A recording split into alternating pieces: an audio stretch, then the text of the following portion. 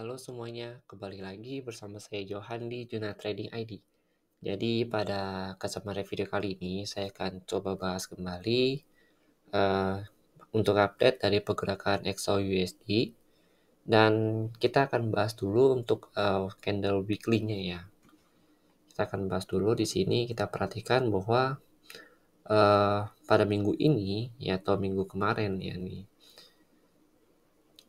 Di sini terjadi penekanan dari si seller itu sendiri, di mana harga itu sudah hampir mencapai puncak tertingginya dari si XAUUSD ini atau gold ini di 2075 ya, untuk puncak tertingginya itu di sini.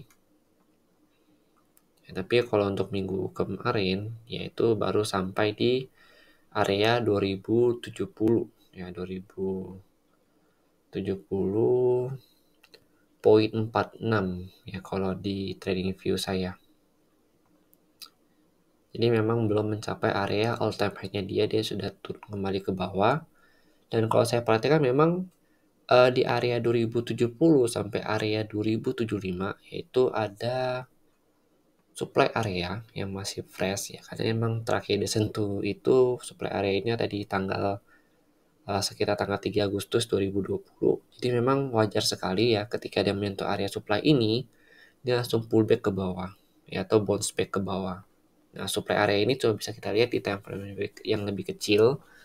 Contohnya itu bisa kita lihat di time frame 4 jam. Nah, kita cari dulu di sini. Nah, ini. Oke, kita perhatikan. Nah, yang ini nih yang saya maksud dengan supply-nya. Ya, supply-nya itu kalau kita menggunakan time frame 4 jam itu ada di area 2064 sampai 2075 untuk area supply-nya dia. Oke, kita lihat di sini.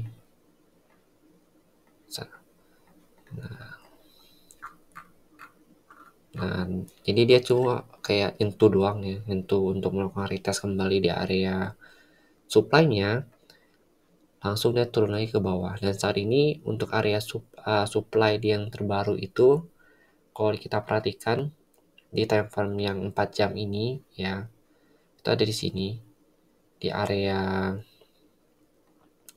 2050 sampai 2040 ya. Ini adalah area supply barunya dia yang baru terbentuk pada saat dia reject area ini ya. Nah, nanti kita bahas ini di tab yang tadi. Kita bahas dulu yang weekly-nya.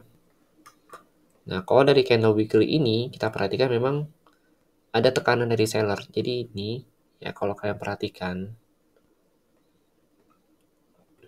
ini yang shadow mingguan ini yang panjang ini nih. Nah, ini isinya tuh seller semua. Oke.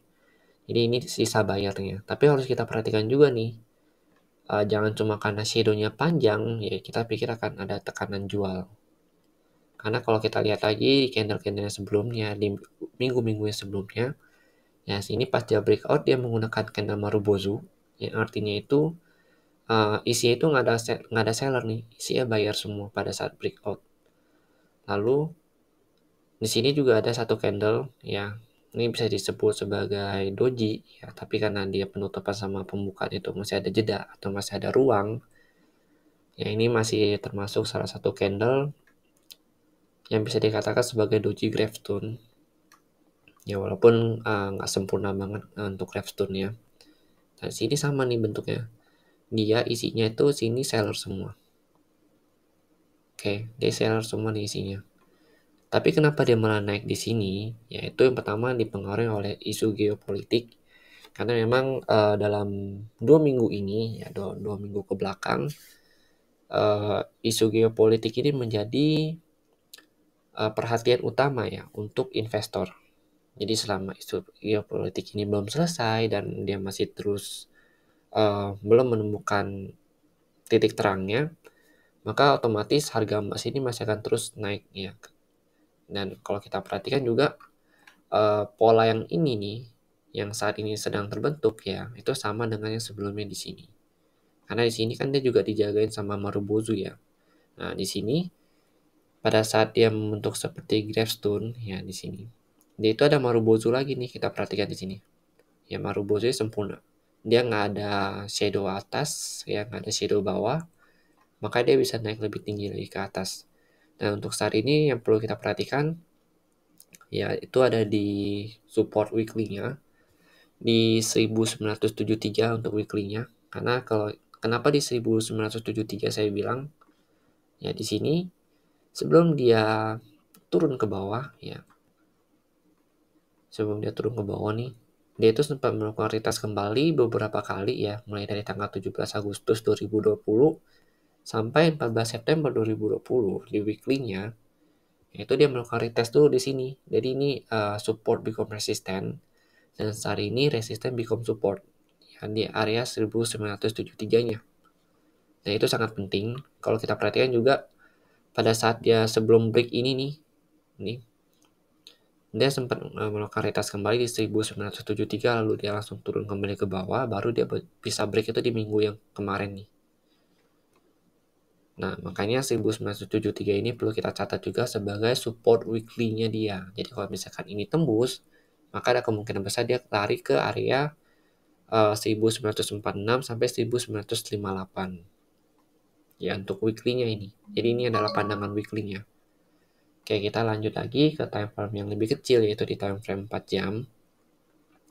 Ya, untuk time frame 4 jam ini kalau saya perhatikan memang secara tren itu masih uptrend ya. Oh iya, saya mau bahas dulu untuk time frame daily-nya.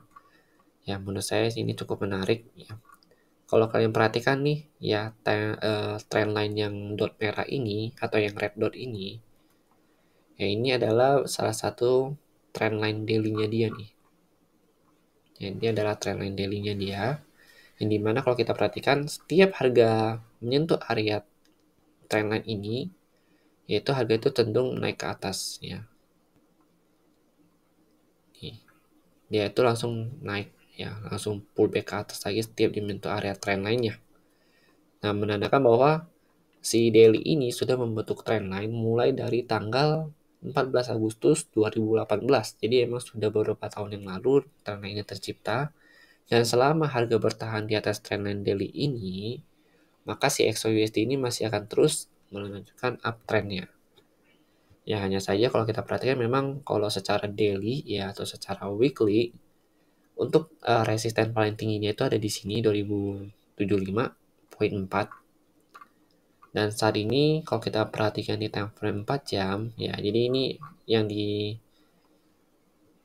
jadi bisa dikatakan ini adalah big trendnya dia ya, yang red dot ini adalah big trendnya dia, sedangkan yang naik turun nih, yang naik ini kan turun nih ya, terus ini naik ya, terus ini ada sedikit naik turun. Nah, ini namanya minor trendnya dia. Tapi kalau untuk major trendnya dia tetap uptrend untuk si XOUSD ini. Oke, kita bahas lagi untuk time frame 4 jamnya di sini.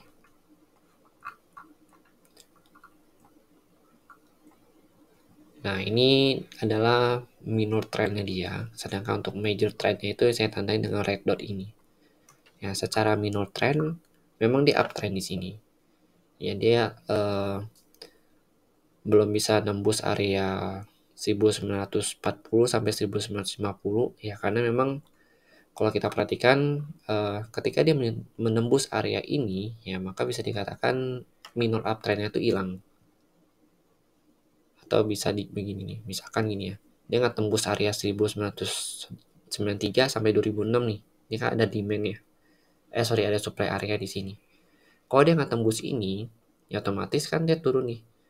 Misalkan dia break dari 1961, dia break, itu ada kemungkinan besar dia kesini dulu ya, ke demand bawahnya di sini. Dia retest lagi, ini kan demand kalau di break jadi supply ya, di trend line dia bisa turun lagi ke bawah. Nah, ini kalau misalkan dia nggak nembus area 1903-nya ini sampai 2006. Tapi kalau misalkan saya perhatikan ya, secara tren minornya ini dan juga dilihat dari penutupannya di sini di 4 jam ini, dia ngebentuk pin candle atau hammer ya, yang menandakan bahwa adanya perlawanan dari buyer yang cukup besar. Jadi emang supportnya itu ada di 1961 ya atau 1960, dan dia nggak break dari low yang ini. Lalu kita perhatikan lagi, ya untuk saat ini gerakannya memang cenderung naik ke atas.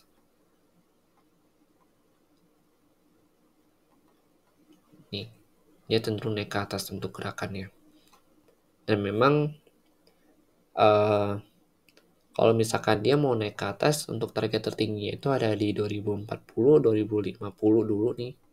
Ya dia itu pasti akan melakukan retest kembali di sini, lalu nanti dia akan coba turun naik ke bawah sebelum dia lanjut naik lebih tinggi lagi. Ya mungkin dia bisa menembus area 2075 nantinya.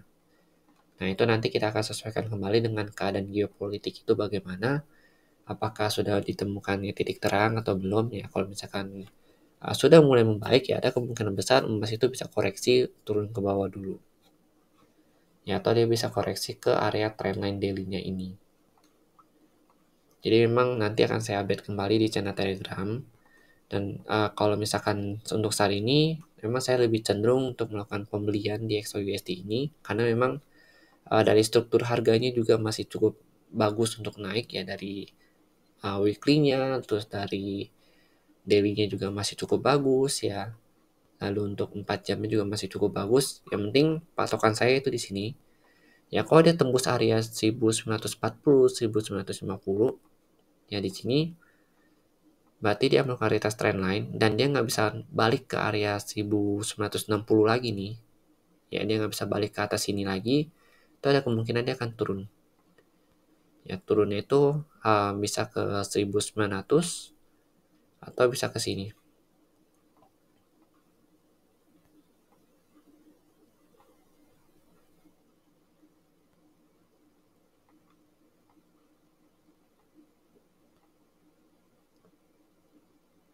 Nah, ke 1845, 1855.